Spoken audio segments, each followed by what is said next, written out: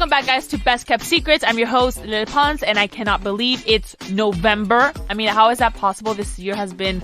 It felt like it's been really long, but it went by quickly. It's like a weird feeling. It doesn't make sense, but you know what I mean. Halloween was a couple of weeks ago, and one of my favorite things that I loved about Halloween was to dress up and become somebody else. For example, I was The Simpsons with Gwyna, and then I was Buzz Lightyear, and then I was like a robot. But my favorite one was, I think, The Simpsons, for sure. I love that one because, you know, Lisa and Milhouse was always my favorite characters in The Simpsons. And I think not just on Halloween either, I used to play make-believe all the time. And especially being an only child, I had to keep myself entertained and would create these wild imaginary lives. So I think I held on to that, and as I got older, I started to make vines and would act in a character. I would feel comfortable in that role of being, you know, clumsy Lele, like, you know, doing like all these stunts and trying to be like, you know, silly. I'm not like that, to be honest, in real life. I'm calm, I promise. And it wasn't really until my docuseries came out that I felt like you all got to see a bit more of a real version of myself and my life. You know, and meeting new people is hard, and we all get nervous about making a good first impression, and sometimes we try really hard to portray ourselves in a way that we think other people will like, or, you know, but sometimes we can take it too far, like I know that, and start to feel like no one actually knows the real you, and that they only know the version of you that you wanted them to know. And boy, let me tell you that it's extremely exhausting, and it can literally feel like you're living a double life. Which takes us to both callers today, which they have found themselves in a similar situation where they are both living in double life and hiding something big from the people that they love. And, you know, I can really relate to these calls because, you know, one time, let me give you an example. Sometimes when I hang out with my celebrity friends who like to party a lot, like I usually act like I'm a party animal. It's all like fun and games. And sometimes I even like not throw away money, but like I pay for stuff that I wouldn't in real life. I don't like to get cars. I don't care about cars. I don't care about houses. I don't even have a house. I don't even have a car.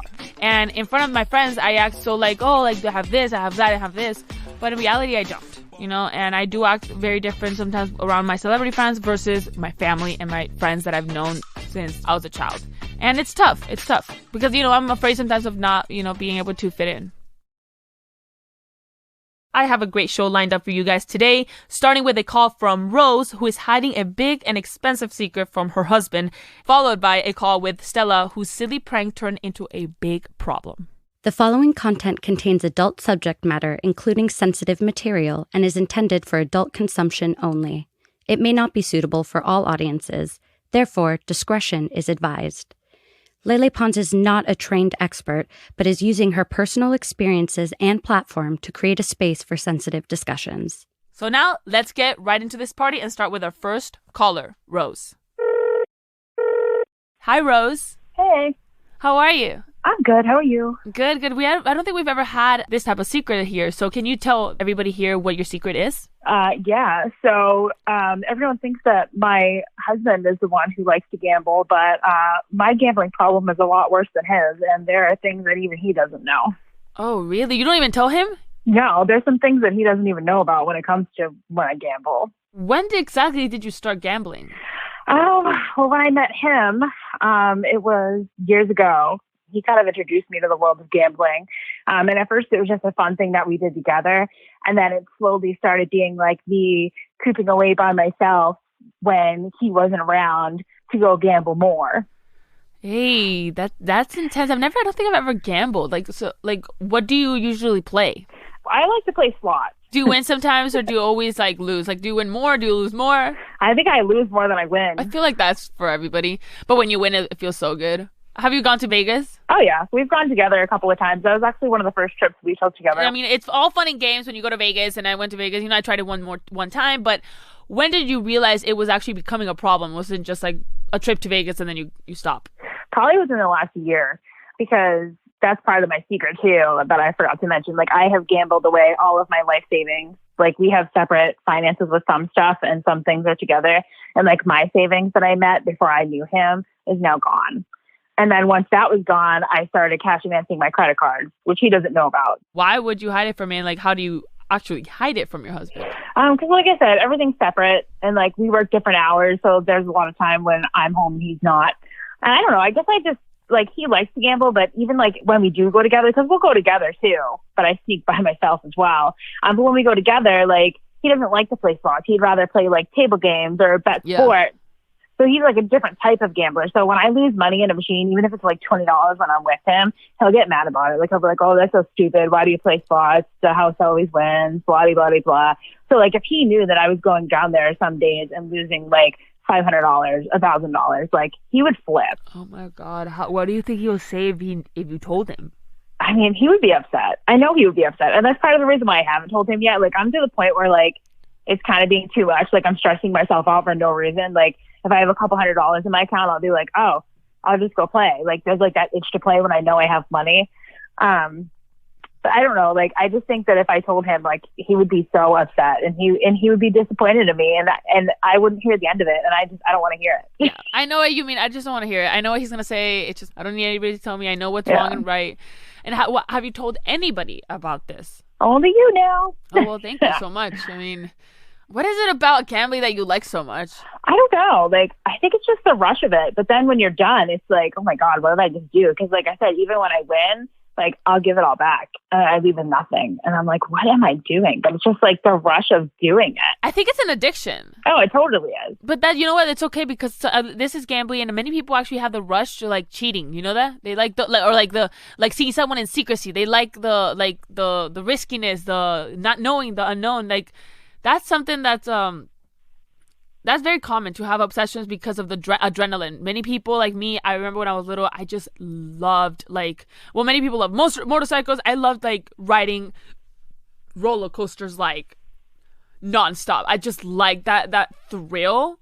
I just like it. Mm-hmm. Scared, I don't know. It's everybody has different ways of coping with that emotion. So honestly, I have hobbies, addictions that I have they're not the best, but it's just gambling. You're not the first person that I know that has that, and it's hard to get away from that. Trust me, it is. Mm-hmm. Are you trying to stop?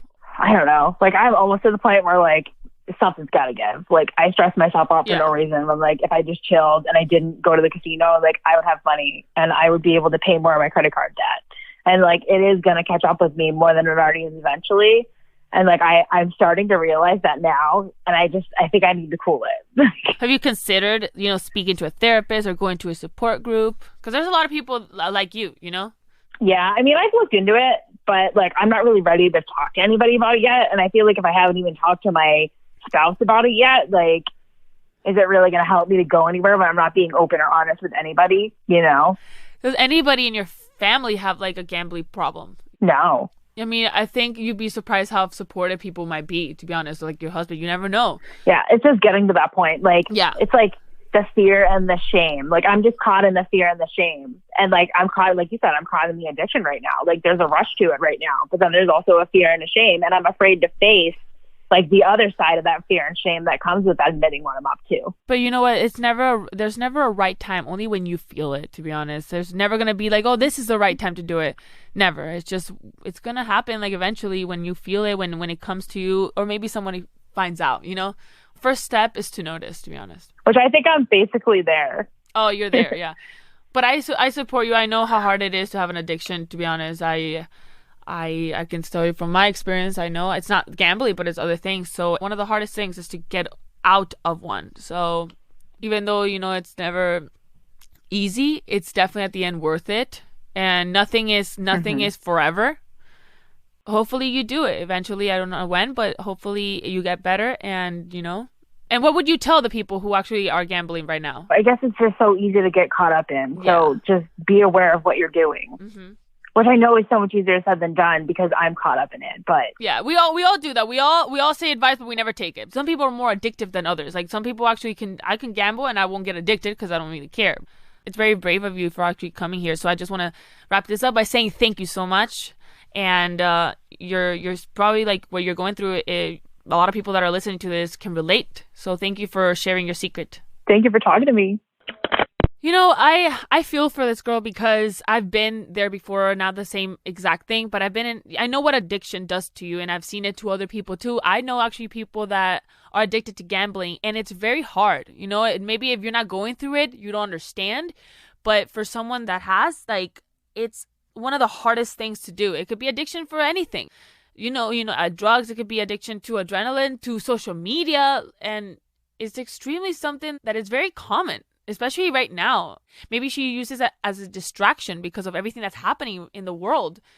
But I do think that she should go to therapy. She should eventually tell someone, because it won't get easier until you actually have another person, a second person, to actually explain and be there and actually see you constantly and tell you not to do things, because nobody knows. So she is a free bird doing whatever she wants to do and doesn't have anybody telling her not to do something. And I understand if she feels ashamed and embarrassed or scared to tell people about this addiction, because I felt scared. I don't like people seeing me in a different way. And you know, she probably has an image. She's probably perfect and everything. When people see a little bit of a defect or a little bit of a something unperfect, they start judging. But I don't think that's going to be the case, because this is not just, you know, her doing something horrible or like on purpose. This is mental. And I know I felt better after I talked about everything that I have on my social media, on my docuseries, but it is hard to get there. So I feel her.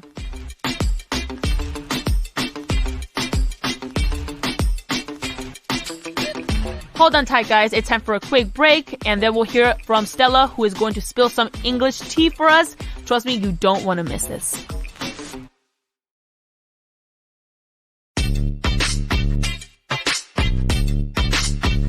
And we're back. If you guys haven't done this already, make sure to hit the follow button to stay up to date with all the juiciest secrets from my podcast. If any of you listening right now are keeping a secret from your significant other, like our first caller, Rose, I want to hear it from you. So head over to shots.com/secrets to be an anonymous caller on the show. I'm ready to hear another secret, so let's give Stella a call. Hey, Stella. Hi, how's it going? It's going great. We're dying to know, what is your best kept secret? Oh my gosh. Okay, so it's actually ridiculous. I have been pretending to be British at my new job for the last 8 months. Why? Oh man, it's such a saga. So I was visiting my friend in Boston back in February, you know, before like COVID and the world as we know it collapsed. We like grew up together and we did all of the musical theater, and we tried and failed to start a Shakespeare troupe. And one thing that we loved to do was to talk in accents whenever we were in a new place, just to prove that we were total nerds. And she took me to a party that her friend was hosting. And, you know, I had had a couple drinks and I thought it would be fun and dumb to just talk to people in a British accent, because I was never going to see these people again. So it wasn't a big deal. But I ended up meeting this woman who owns this amazing little marketing company. And she told me that they were hiring copywriters and content creators, which is what I do, only I work freelance. Okay. And then before I knew it, like, I was supposed to have an interview with her the next day. And then she hired me. And and I've been working with her since February, and she thinks I'm British. Oh my gosh. Why didn't you tell her the truth at the party or at the interview, you know? I honestly don't know. I wish, like, at the time it didn't feel real. Like, it didn't actually feel like I was at a job interview for an actual job. So I didn't think about what was going to happen if I got it. And then if I told her that her first impression of me was like a lie and a dumb joke that I was pulling, she would not have hired me. That is so funny, because you're the definition of like when you just tell such a little tiny lie in those movies and it just becomes the whole movie. It just becomes a oh my gosh. bigger deal than it should have been. It is my life right now. Did you just talk in an accent, or did you make a name and a whole backstory? No. Like, so thank God I like actually told her my real name. Oh. And we didn't get into like too many personal questions or anything at the party. But then, of course, when we started working together, she was like, oh, tell me about your life. And I was just like, oh, I lived in London until I was like 9. And I don't remember much. Can you please say something in a British accent right now for me? Can you actually talk with me in a British accent the whole podcast? Yeah, of course. For the rest of the time, if you want. Hi, my name is Stella. I'm originally from UK, but I moved to the States with my mum when I was a kid. I have a pet turtle named Travis. I love peanut butter and jam sandwiches. Oh, you don't say. My life is bloody bonkers. Ooh, so barbaric. Yeah. What other accents can you do, my dear? Oh, I can do a couple. I'm not like a professional or anything, but no way, really? Me, Stella, I grew up in Virginia, so everyone around me speaks with a Southern accent. So, like, I can slip into the Southern pretty good, like the good old homeboy, you know, whenever I see, like, my teachers from high school or anything like that. Everybody talks like this. How often do you talk to your boss? I talk to her, like, every day. So, it's actually, this is the one thing that COVID has been good for, and that, like, I can work from home and I live in a different city. So, I don't see her in real life. There's no chance of that ever happening. So, it's only, like, on Zoom or conference calls where I have to, like, put on my British accent. Oh, my God. Oh, wait, no. So it gets worse? Can I share worse? This with you? Yes. So she wants to hire me full time and asked if I would be willing to move to D.C., where the company is based, and permanently join her team. What are you going to do? I don't know. I have no idea. Like, she knows that I'm a good worker and I'm a good person. But if I told her this, like, she's a professional. Yeah. This is a lie, you know, and that's not a professional thing. She would freak out. She'd probably fire me. You're in a tough one here. I don't know. Well, what about if she ever, like, you know, you get married and she goes to your wedding and she sees that all your family, like, talks normal except you, and, like, I don't know. Like, have you ever had any slip-ups or, like, close calls where you almost got caught? There are, like, some certain words that are really hard for me to say with a British accent unless I'm really thinking about it. So if I say, of course, or totally, like, I sound so American whenever I say those words to her, and I just cringe inside. Totally. And hope she doesn't, like, pick up on it. Totally. It's like, just so it's just harder for me to say. It's just such a stupid lie. That's what makes me crack up. It's just, like, I know. unnecessary. Like, you know, if you had, like, a felony or, like, you were like charged with murder, you can't tell her that, like, you know, or something where you went to jail, but the accent? That's accent. really funny. Listen, you are not committing any crime here, by the way. Oh, thank you. I'm glad you think it's funny. My friend thinks it's hilarious. What does your friend say? What do they say? Oh my goodness. Every time I talk to her, she brings it up. She thinks it's the most hilarious thing that has ever happened to me, and it's the thing that's causing me the most anxiety in my life right now. I can tell. So how are you going to take the job? I honestly don't know. Like, so I know you're not here to give me advice, but what would you do if you were me? No, I mean, I can help you. Oh, really? Can you please help me? You know how I'm going to help you? Okay, so pretend I'm your boss right now. What would you say to her if you decide to tell her the truth? Say something to me right now. Oh, okay. Hi, Lisa. Can I share something with you really quickly? Is that all right? Yes, of course. What is it? Okay. So it's kind of big, but it's not important, if that makes sense. You're scaring me. What is it? What is it, child? Sorry, no. Oh my God. All right. So Lisa, I'm not British. I'm actually American. Why the fuck would you lie about that? You know how we met at that party, and I was being stupid, and I thought that it would be funny, and I didn't think that it would go this far, and I kept digging my own grave, and I couldn't get out of it, but I had to tell you because it was freaking me out. The next thing I'm going to say, is your boss, like, positive, negative? Is she friendly? What is she? She's really nice, but she's very professional, because, like, this is her company, her business that she built up from the ground.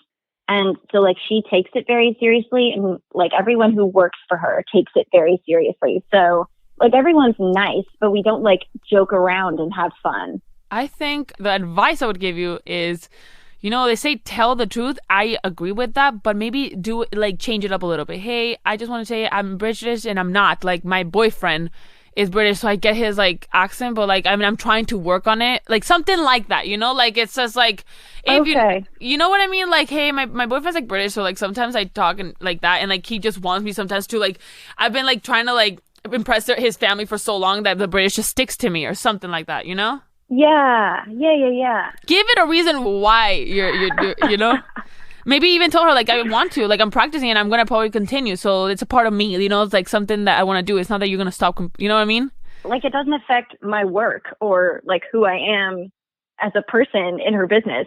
Exactly. Oh, my goodness. Thank you. Yep. My heart's actually slowing down. Like, you're making me feel a lot better. Thank you. Thank you for... Listen, I got you, okay?